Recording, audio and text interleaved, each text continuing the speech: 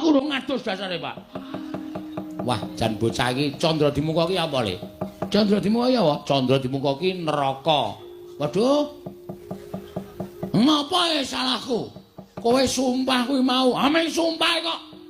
Ming sak sumpahe Bagong kok gawe geger kayangan. Bagong, pripun? Mula gelem ora gelem kowe kudu tak boyong eneng kayangan. Dina samengko kanggo nglunasi apa kang dadi utangmu. Kanggo ngapokake aja nganti sira wani ngucap ingkang sak kepenake dhewe. Weh, lah ya moh.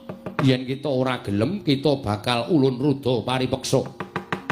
Jalaran prapta ulunana ing wismamu wis nganti sak kathahing para durandara, para jawata. Ing bakal ngruda peksa kelawan kowe Bagong. Mula wektu dina iki Kakang Semar kula nyuwuni dipalila dhateng jengandika Kakang Semar Bagong badhe kula boyong. Mangke kados pundi kawontenanipun Bagong menika wonten purba wasisanipun ingkang rayipun Manikmaya. Kosek. Hah? Adile wong luput ki njaluk ngapura. Mongko sing njaluk ngapura ora anakku.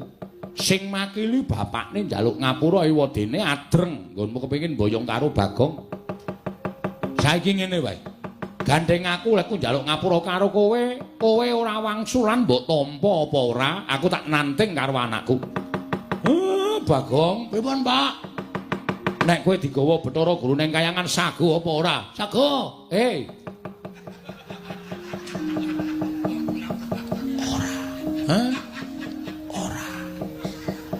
Ora. Engko. Nek kowe diboyong ning kayangan sago apa ora? Ora, Pak. Ah, bagus. Nek kowe ora sago, tegese Bathara Guru arep meksa karo kowe. Nek kowe arep dipeksa karo Bathara Guru, kira-kira kowe piye? Ngibarate kaya dene cacing kepidak menungso. Kecekel tukang mancing.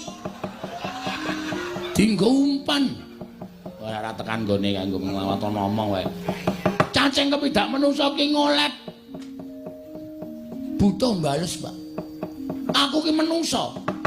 Kedunungan perasaan aku ora ndek niat gawe geger kayangan. Niatku men supaya apa penjangkaku iso kasembadan mula nek nganti aku arep digone kayangan, aku ora sudi, Pak. Aku moh nek aku dinikah Bathara Guru. Kowe krungu dhewe to. Bagong anakku ora gelem tok gawa ning kayangan. Mula gandeng Bagong ora gelem, aku bapakne ya mbudidaya supaya kowe aja nganti kelakon boyong karo anakku.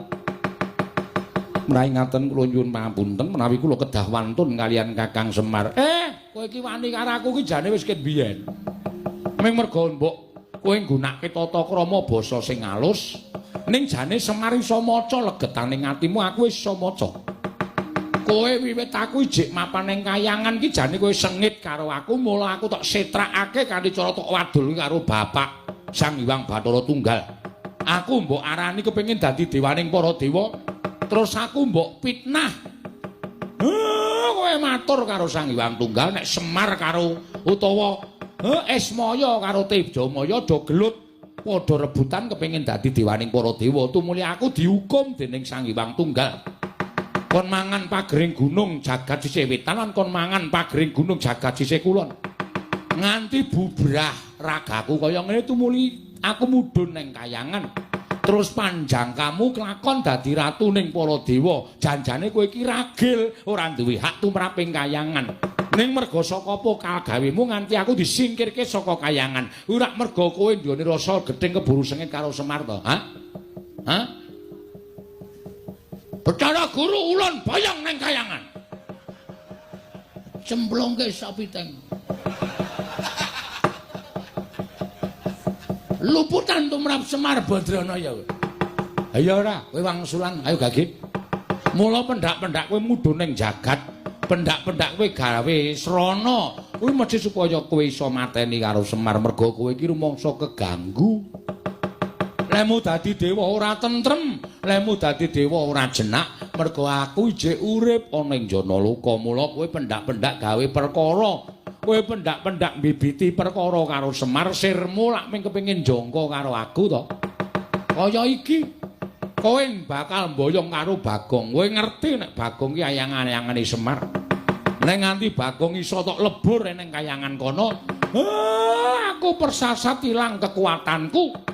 Mula kowe terus bungah hatimu, seneng pikirmu merga kala mangsa kowe njangka patine Semar bebasan angel mijet wae ngranti suwe banyu